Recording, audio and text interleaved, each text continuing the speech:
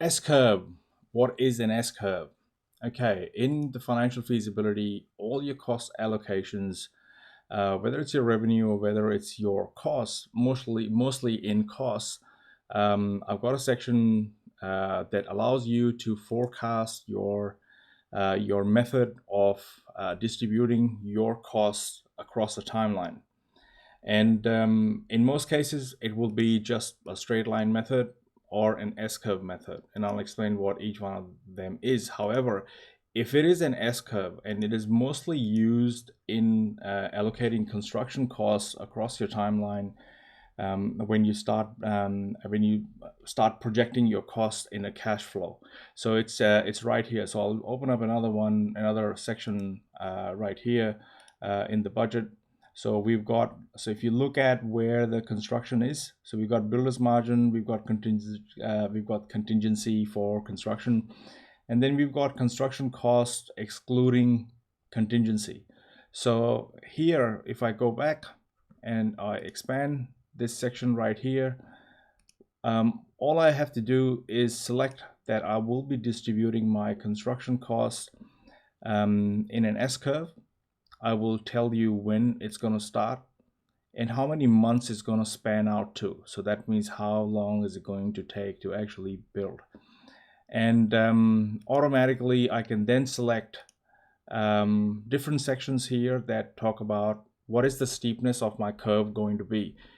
So the steeper it is, that means it's actually going to start drawing a lot of money and then go steep up fairly quickly and then plateau off and then go back down again as the project is coming to a close.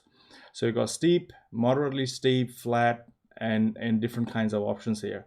What this does is it actually distributes the cost, the 4.294 million that I've got allowed here, based on when I've said that it starts in the month number 18 and it'll span out for 12 months. So it automatically comes in and starts distributing these costs based on that S-curve. So when you start construction, you don't use the entire amount on day one.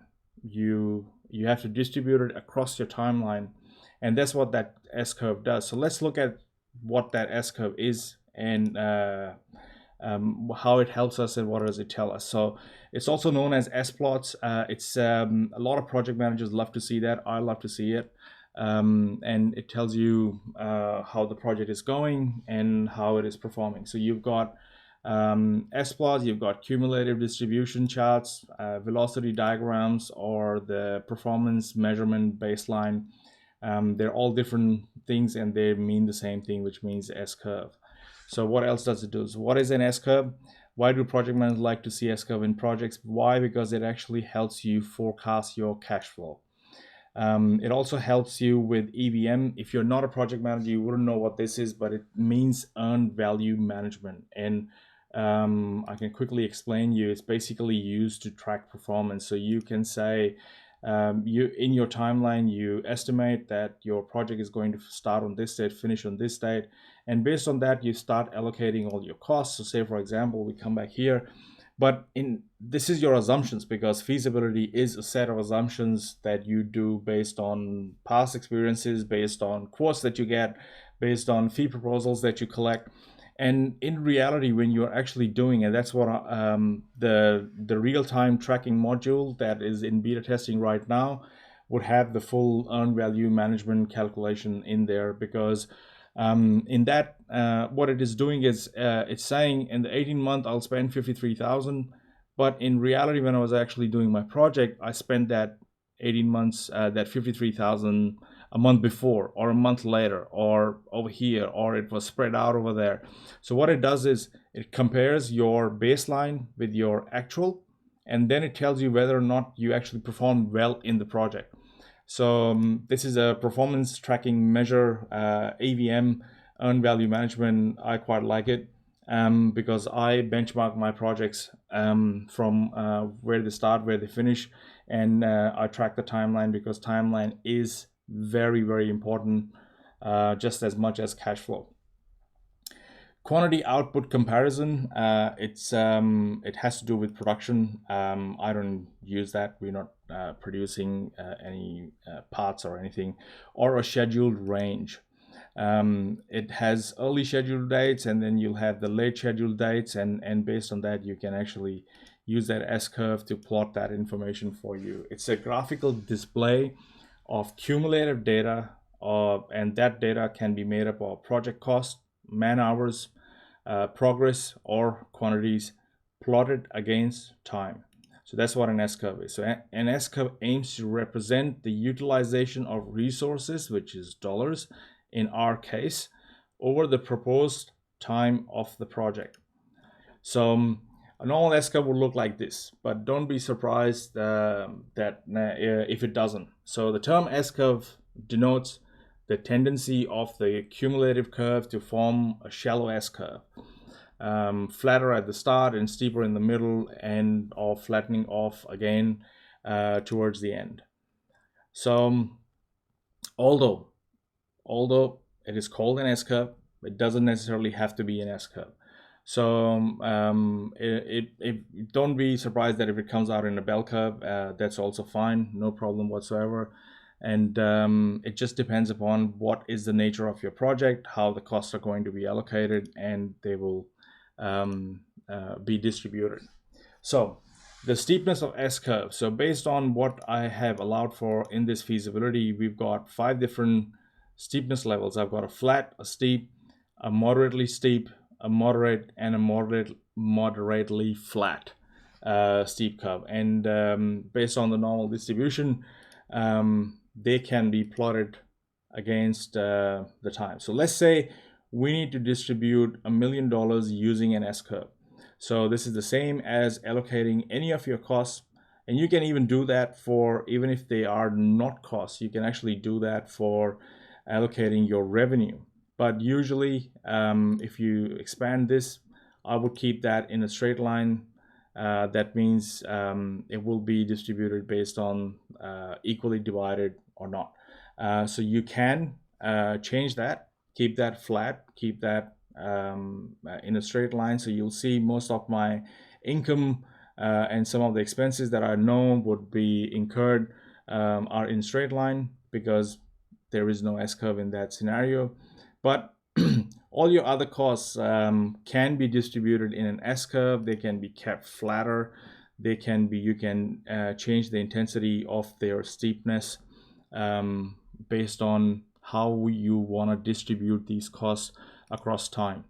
So let's say if I wanted to distribute $1 million using an S-curve, so based on my financial feasibility application, whether it's international or Australian, doesn't matter. So if you were to select flat and distribute $1 million using an S-curve over a 12-month period, so starting from January to December, you're going to use the flat S-curve. That's what it will look like. That's how that distribution will look like. If you're going to select steep, that's what it's going to look like. If you're going to select moderately steep, that's what it's going to look like. If you select moderate, that's how the costs will be distributed across.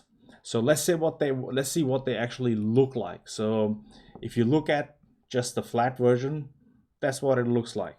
It's kind of flat. The difference between how it's getting distributed is not that great, but there is a standard deviation formula in the background that actually distributes the $1 million across 12 months based on the steepness of the curve. And if it was steep, that's what it would look like. If this was moderately steep, that's what the S-curve would look like. So that's how it will start off, and that's how it would taper off. And if you look at the moderate version, that's what it would be. And if you look at the moderately flat version, that's what it would look like. But see how flat the blue version is, which is basically the flat. If you select the flat steepness, how flat that is. If you look at them plotted all together, that only then you can actually appreciate how these costs can be distributed across time, across that 12-month period, starting from January, February, March, April, May, and so on. And if I remove if I just remove the values in there, and you can have a clearer look on what the S curve would be. So I wanted to include that in this section, because all our costs, before we jump into the budget and look at all of these things, you need to understand that when you come in and select these steepness on the S curve, that's how your costs are actually getting distributed across time. Okay, so your S curve, if you select straight line, and I wanted to distribute $1 million in a straight line, that is how it would look like. It will just basically divide $1 million by 12 and distribute the same amount across time, and your curve won't be a curve, it'll just be a flat line. So in over here, when you've got straight line selected, all it is doing, it is distributing those costs. Whatever, if you put in $1,000 and you say that the $1,000 will be distributed span across 5 months, it'll just divide that by 5 and distribute that amount for every month in your cash flow.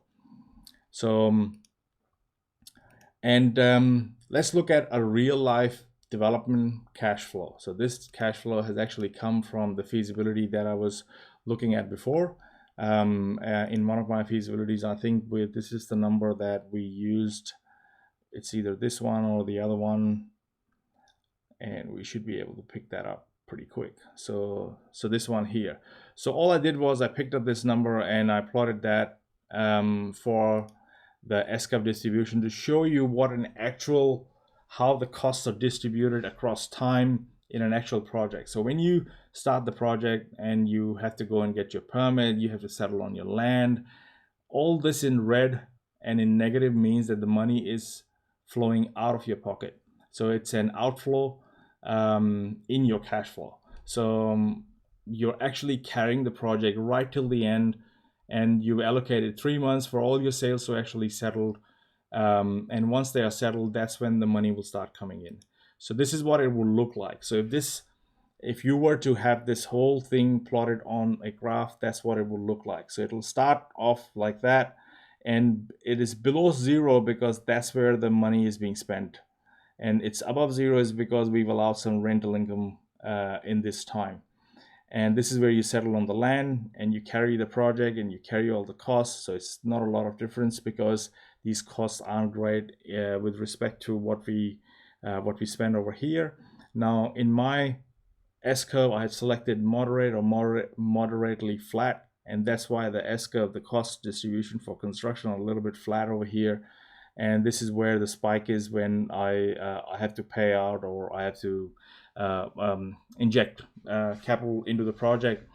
And that's when it goes above zero is when in the last 3 months you've got all your sales settling and your transactions completing with all your pre-sales that you have signed up, and that's when the money will come back to you. So this is what an actual timeline would look like in a development. And this is the same development that at 10% hurdle rate gives me a lever free cash flow of the project at $500,000 plus. That means that my return is about 17.1, and my equity IRR is 77.3%, which is a good outcome for that period.